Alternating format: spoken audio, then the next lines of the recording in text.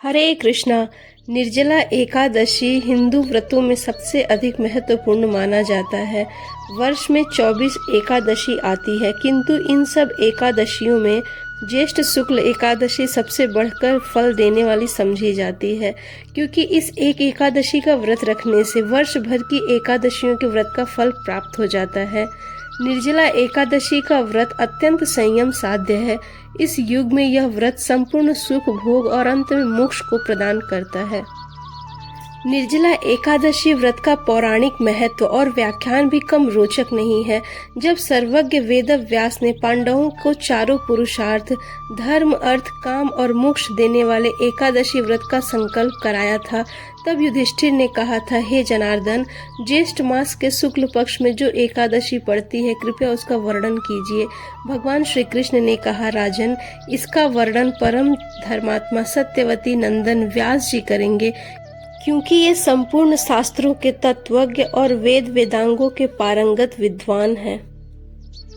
तब वेदव्यास जी कहने लगे, कृष्ण पक्ष और शुक्ल पक्ष दोनों पक्षों की एकादशी में अन्न खाना वर्जित है। द्वादशी के दिन स्नान करके पवित्र हो, फूलों से भगवान केशव की पूजा करे, फिर नित्य कर्म समाप्त होने के पश्चात पहले ब्राह्मणों को भोजन देकर अंत में स्वयं भोजन करे।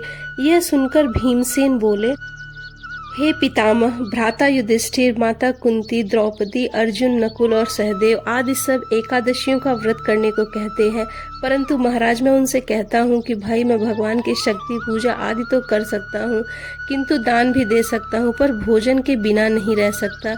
इस पर व्यास जी कहने लगे कि हे भीमसेन, यदि तुम नरक को बुरा और स्वर्ग को अच्छा समझते हो तो प्रति मास की दोनों एकादशियों को अन्न मत खाया करो।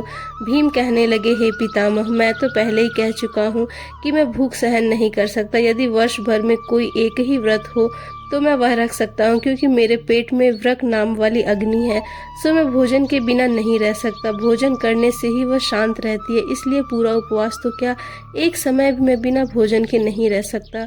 अतः आप मुझे कोई ऐसा व्रत बताइए जो वर्ष में केवल एक ही बार करना पड़े और मुझे स्वर्ग की प्राप्ति भी हो जाए। श्री व्यास जी कहने लगे कि हे पुत्र, बड़े बड़े ऋषियों ने बहुत सारे शास्त्र आदि बनाए हैं, जिनसे बिना धन के थोड़े परिश्रम से स्वर्ग की प्राप्ति हो सकती है। इसी प्रकार शास्त्रों में दोनों पक्षों की एकादशी का व्रत मुक्ति के लिए रखा जाता है। व्यास जी कहने लगे, वृषभ और मिथुन की संक्रांति के बीच ज्येष्ठ मास के शुक्ल पक्ष की जो एकादशी आती है, उसका नाम निर्जला है। तुम उस एकादशी का व्रत करो। उस एकादशी के व्रत में स्नान और आचमन के सिवा जल वर्जित है।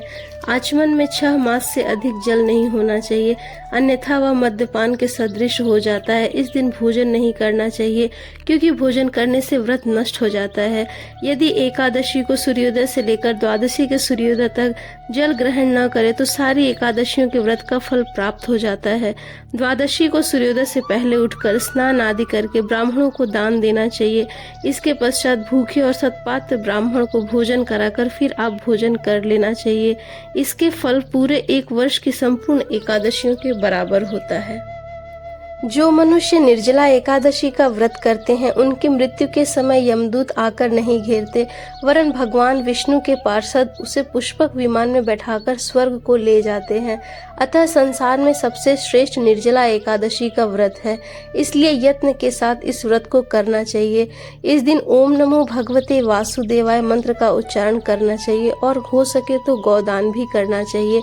इस प्रकार व्यास जी की आज्ञा अनुसार भीमसेन ने इस व्रत को पूर्ण संपूर्णता के साथ किया, इसलिए इस एकादशी को भीमसेनी या पांडव एकादशी के नाम से जाना जाता है।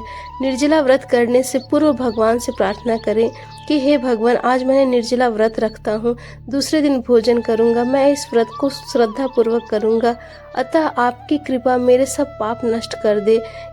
इस एकादशी के व्रत से मनुष्य विष्णु लोक को प्राप्त होता है, और जो मनुष्य इस दिन अन्न खाते हैं वे चांडाल के समान हैं, वे अंत में नरक को ही जाते हैं। जिसने निर्जला एकादशी का व्रत किया है, वह चाहे ब्रह्म हत्यारा हो, मद्यपान करता हो, चोरी की हो या गुरु के साथ द्वेष किया हो, उसके सभी पाप इस व्रत के करने से मिट जाते हैं।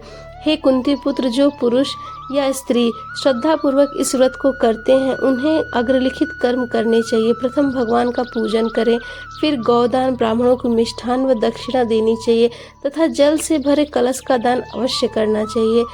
निर्जला के दिन अन्न, वस्त्र आदि का दान भी करना चाहिए। जो मनुष्य भक्ति पूर्वक इस कथा को पढ़ते या सुनते हैं उन्हें निश्चय ही स्वर्ग की प्राप्ति होती है। तो दोस्तों, ये थी आज के निर्जला एकादशी व्रत की कथा। तो आज की कथा आपको कैसी लगी हमें कमेंट करके ज़रूर बताएं। हरे कृष्णा।